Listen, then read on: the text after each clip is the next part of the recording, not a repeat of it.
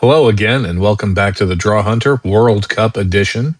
I'm your charming host, Kevin Cleary, and this is the only football gambling podcast where, on a normal day, we don't pick any winners. But this is the World Cup, so we are picking winners, and we're picking draws for the duration of the tournament, and we've been picking winners by the dozens, literally.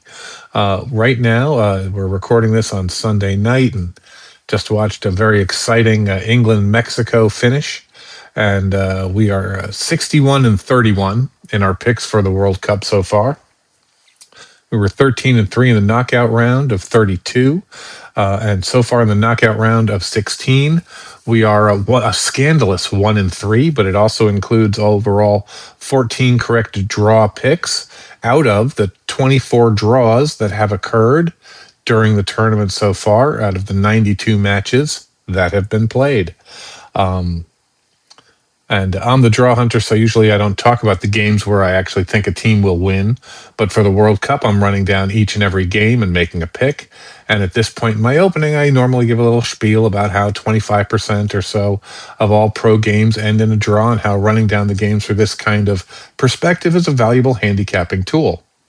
Because betting on sports is about gathering as much useful information as possible so you can make a correct decision.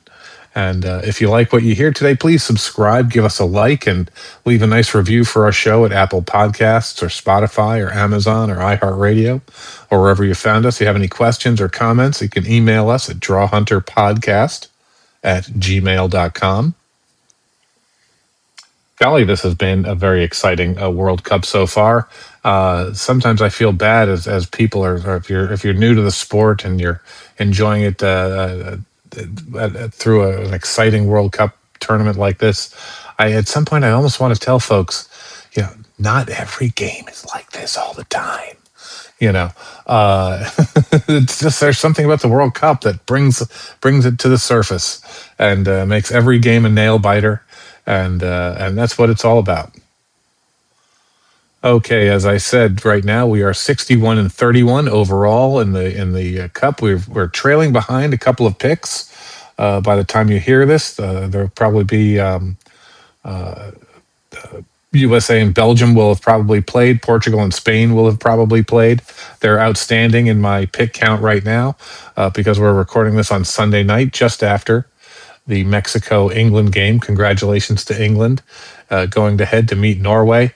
I wouldn't. They're a team I wouldn't want to play right now. Congratulations to Norway. What an amazing performance they're putting together throughout this cup. But my pick for both of those games, the USA, Belgium, and the Portugal, Spain game, was I actually picked both of those to end in a draw in 90 minutes. I picked USA to advance in extra time or penalty kicks. I picked Spain to advance over Portugal in extra time or penalty kicks in that other game. We've only got 3 picks for you in this episode right now because the Argentina versus Egypt game and the Switzerland versus Colombia game had not been scheduled when I was recording the last episode. So we're going to be running down those games. And we've got the first game. Those are the last games of the knockout round of 16. And then we've got the first game, France versus Morocco, that was scheduled for the quarterfinals. And then we'll have the other 3 games. That's the France and Morocco game plays on Thursday. And then in our regular Thursday episode, it'll cover the Friday, Saturday, Sunday quarterfinal games of the World Cup. Okay, as I said, now as we get into the picks, these World Cup games that I'm talking about in this episode take place Tuesday through Thursday, July 7th through the 9th, 2026. And first up, we have the last 2 games of the knockout round of 16. First up on Tuesday, we've got Argentina versus Egypt. This game is being played at Mercedes-Benz Stadium in Atlanta, Georgia. So it's their last chance at some good barbecue, I think. Argentina is the favorite here. They're minus 260. Egypt is a long shot. They're plus 800. They're 8-1 to win this game. The draw is plus 340. Argentina, they have the ball about 60% of the time. Egypt has 55% of the time. Argentina's been on a score. They're a scoring machine with Messi and everybody else that they've got going behind them. They've got 11 goals so far in this tournament. They've given up 3. Egypt has scored 6 goals, but they've given up 4. Their last 2 games, Argentina beat Jordan 3-1, and they had that really tough game against Cape Verde where they won in extra time 3-2. Egypt tied with Iran in their second to last game, and in their last game against Egypt in the first knockout round of 32, they beat Australia in after extra time had expired, and they won on penalties in that fantastic penalty shootout. Argentina remain the deserved favorites, and I'll keep saying this until this tournament is over, but they are still the reigning World Cup champions. They arrive with some warning signs, though, from what we've seen in the last few games, than some of the odds, I think, would suggest here. Their extra time escape against Cape Verde exposed some defensive lapses, maybe some declining in the pressing intensity, and some occasional vulnerability when opponents are attacking quickly in transition. Even Lionel Messi acknowledged that there are, quote, many bad things, close quote, that need to be corrected before facing Egypt. While Egypt have quietly become one of the tournament's toughest defensive teams, they are organized in 2 compact banks. They concede very few clear chances, and they have already shown that they can survive a tense knockout football by eliminating Australia on penalties. And their draw with Iran to close their advance in the group stage. Their attack is less dynamic than Argentina's. Not many are, but they have averaged over 1 goal a match, almost 1.4, so 1.5 going into this one. Argentina still possesses the overwhelming advantages here, though. They've got the superior possession control. They've got far greater chance creation. They've definitely got better finishing quality, and they've got knockout experience that Egypt doesn't have. Egypt's realistic route is keeping the match scoreless deep into the second half and forcing some frustration. But I think by we getting into the second half and everything like that, I think we're going to be looking at a score. Not that I'm one to predict scores, but I think we're looking at a probably 2-0 Argentina victory here. And my pick is Argentina to win in 90 minutes. Next up, we've got Switzerland versus Colombia, and this one's being taking place at BC Place in Vancouver, Canada. Switzerland are plus 240. They're the underdog here. Colombia is the favorite, but Colombia is the favorite in not a prohibitive manner. They're plus 125. The draw is plus 215. So the bookies are on the edge about how realistic they think a draw is going to be here. Ball possession rates, well, Switzerland's at 57% through this tournament, and Colombia's at 60% through the tournament so far. The Swiss have scored 9 goals. They've allowed 3. Colombia has scored 5 goals, but they've only allowed 1 goal. Last couple of games, Switzerland beat Algeria 2-0, and then they beat Canada 2-1 in the knockout round. Colombia had that fantastic draw with Portugal 0-0, and then they just beat Ghana 1-0. It is the last of the round of 16 matches, and it is one of the most evenly balanced round of 16 matches.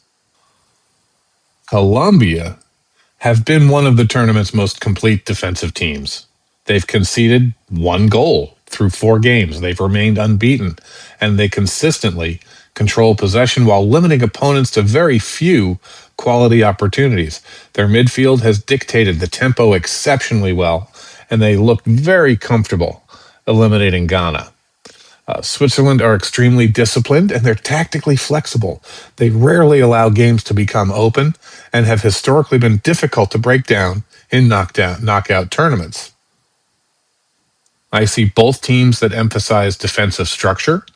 I see neither side here commits excessive numbers forward. I see that Colombia are comfortable winning 1-0 rather than chasing goals. I think Switzerland excel at slowing down the match and forcing patience. I think the betting market slightly favors Colombia here, but I think this is like a 1-1 game after 90 minutes. I think this game my pick is officially that this game will be a draw after 90 minutes and that Colombia will win in extra time or penalty kicks. Next up, oh my gosh, the first game of the quarterfinals of the World Cup 2026.